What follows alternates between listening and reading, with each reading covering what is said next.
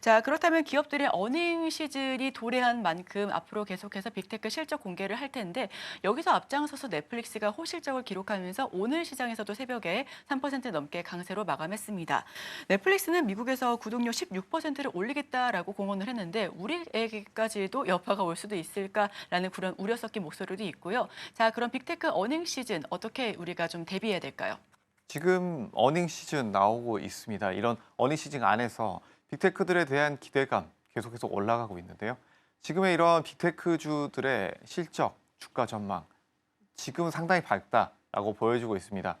상당히 많은 기업들이 계속해서 어닝 서프라이즈를 발표하고 있고 그런 주가의 상승 흐름도 이어지고 있다는 점에서 굉장히 고무적이다라고 할 수가 있을 텐데요.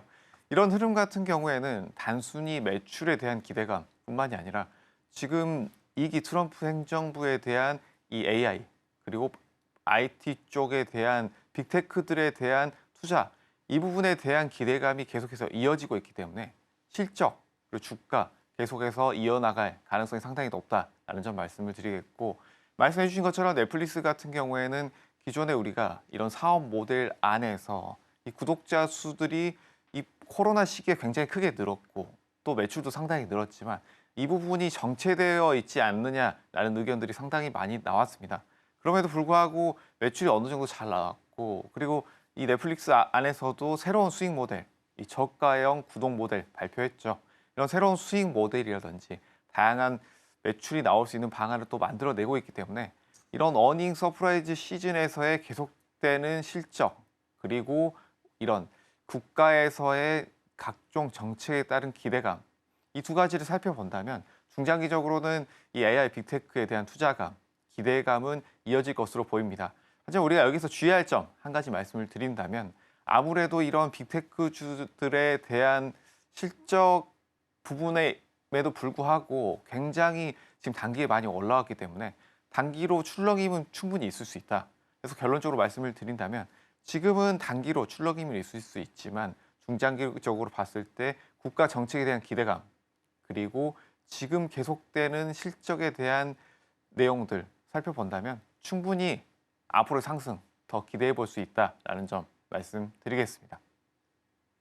네, 어닝 시즌 역시 기대감을 몰고 있고요. 특히나 정책발 이슈 역시 우리가 간과할 수가 없습니다. 여기에 더해서 어닝콜까지 기대해 볼 만한 그런 수준들이기도 한데, 자, 그럼 우리가 여기서 추가적으로 백신 쪽 이야기 한번 나눠보도록 하겠습니다. 제약바이오단에서 사실상 1월에 JP모건 헬스케어 컨퍼런스 덕분에 작년 말부터는 상승 흐름을 보여줬었던 것 같은데 어느 정도 조정이 좀 길어지고 있다라는 평가도 나오고 있거든요. 그런데 오늘 새벽 모더나가 조류 독감에 이어서 노로바이러스까지 백신 시장을 확대해 나가겠다라고 선언을 하면서 주가가 10% 넘게 뛰었습니다. 자, 그렇다면 그동안 밀렸었던 그리고 백신과 관련해서 회의론자가 미국 보건수장의 매출에 대한 전망을 낮추기도 했었잖아요. 앞으로 미증시에서 제약바이오 헬스케어는 어떻게 바라봐야 될까요?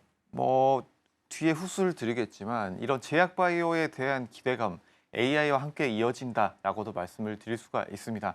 이 외에도 단순히 우리가 이런 백신 산업 살펴본다라고 한다면 이 백신 산업 같은 경우에는 앞서서 말씀드렸던 것처럼 이 코로나 시기에 굉장히 강했다.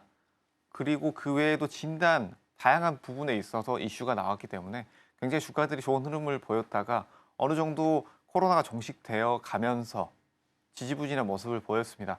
하지만 이런 제약바이오 헬스케어 그리고 백신 섹터까지 모두 살펴본다라고 했을 때 우리가 앞으로의 기대감, 먹거리, 중장기적으로는 제약바이오가 굉장히 크다라고 볼 수가 있겠고 그리고 여기에서 우리가 이런 임상에 대한 부분 그리고 앞으로의 신약 개발에 대한 부분에 있어서 이 부분에 대한 부분 아무래도 1상, 2상, 3상까지 이어지는 과정 속에서 실패하는 경우가 상당히 많았기 때문에 이 부분에 대한 리스크도 상당히 많았다라고 볼 수가 있습니다.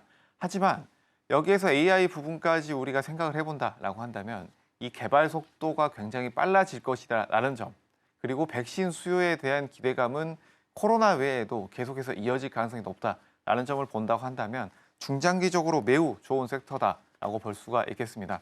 이 AI 쪽 제약에 대한 이슈도 함께 말씀을 드린다면 지금 최근 들어서 암 환자 그리고 심장병 환자 중증 질환에 대한 환자들 치료법 AI 진단에 대한 이슈들이 계속해서 나오고 있는데요. 이 이슈들 같은 경우에는 우리가 단순히 이런 1상, 2상, 3상에서의 굉장히 개발에 대한 어려움을 해결하는 것뿐만이 아니라 여기에서 AI가 만든 실험에 대한 부분, 임상이 곧 시작될 것이다 라는 이슈들이 계속 나오고 있고 이런 중증 질환 그리고 만성 질환 환자들에게 신약 개발 속도가 빨라진 만큼 이 약들이 도입되는 시기도 빨라질 것이다.